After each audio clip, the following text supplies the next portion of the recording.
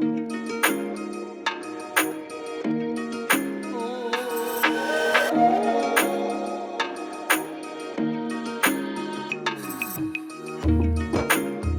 ખરવાસા વિસ્તારની નહેરમાંથી અધઃવિસર્જિત કરાયેલી 3000થી વધુ ગણેશજીની પ્રતિમાઓને શ્રદ્ધાભેર પુનઃ વિસર્જન કરવામાં આવ્યું। સાંસ્કૃતિક રક્ષા સમિતિ સંચાલિત શ્રી માધવ ગૌશાળાના 200થી પણ વધુ ગૌસેવકો દ્વારા ડિંડોલી ખરવાસાની નહેરોમાંથી રજડતી અધઃવિસર્જિત કરેલી ગણેશજીની 3000થી વધુ પ્રતિમાઓ હજીરાના દરિયા ખાતે પુનઃ વિસર્જન કરવામાં આવેલ।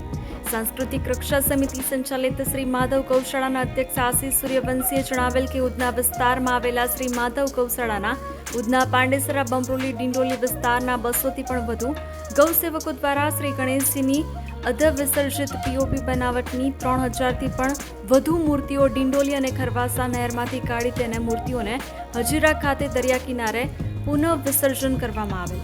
છેલ્લા 9 વર્ષથી ભક્તોમાં જાગૃતિ ફેલાવવાના હેતુથી સંસ્થા દ્વારા શહેરીજનોને અપીલ કરવામાં આવી છે કે કોઈ પણ દેવી દેવતાની પ્રતિમાઓ સ્થાપિત કર્યા બાદ તેનું વિધિસર વિસર્જન કરવામાં આવે, નહીં કે આ પ્રકારે નહેર કે આવાવરૂ જગ્યાએ મૂકીને જતા રહેવાનું। આ વિષયે સંસ્થા દ્વારા મ્યુનિસિપલ કમિશનર ઉપરાંત પોલીસ વિભાગને વારંવાર રજૂઆત કરવામાં આવેલ છે અને તેઓ દ્વારા પણ આવી ઘટના ફરી ન બને તેના ભાગે આ નહેરવાળા વિસ્તારમાં વિસર્જનના દિવસોમાં પોલીસ બંદોબસ્ત રાખવામાં આવે છે અને જે વિસર્જન કરવામાં આવશે તેવા ભક્તોને અટકાવવામાં આવે છે અને તે છતાં નાસમજ ગણેશ ભક્તો દ્વારા આ તકનો લાભ લઈ વિસર્જન કરી જાય છે। તો સંસ્થા દ્વારા તમામ ભક્તોને અપીલ કરવામાં આવે છે કે આ પ્રકારનું વિસર્જનથી ભક્તિનો કોઈ લાભ થતો નથી અને પાપના ભાગી બનો છો અને ધર્મની બદનામી કરો છો, જેથી માટી બનાવટની નાની પ્રતિમાઓ લાવી ઘર આંગણે અથવા દરિયા કિનારે વિસર્જન કરીને પ્રકૃતિની સાથે ધર્મના રક્ષણના કાર્યમાં સહભાગી બનો।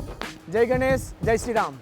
હું આશીષ સૂર્યવંશી, સાંસ્કૃતિક રક્ષા સમિતિ સંચાલિત શ્રી માધવ ગૌશાલા એનિવર્સરી અધ્યક્ષ। આજ રોજ શ્રી માધવ ગૌશાલાના ગૌસેવકો દ્વારા સુરત શહેરની મધુરમ સર્કલ પર આવેલ canal, Kharwasa canal, Chalthan canal, આ તમામ કેનાલોમાંથી 3000થી વધુ ગણેશજીની અર્ધવિસર્જિત હાલતમાં મળી આવેલી પ્રતિમાઓ બહાર કાઢી અને તેને શ્રદ્ધાભેર હજીરાના દરિયા ખાતે પુનઃ વિસર્જન કરવામાં આવ્યું છે।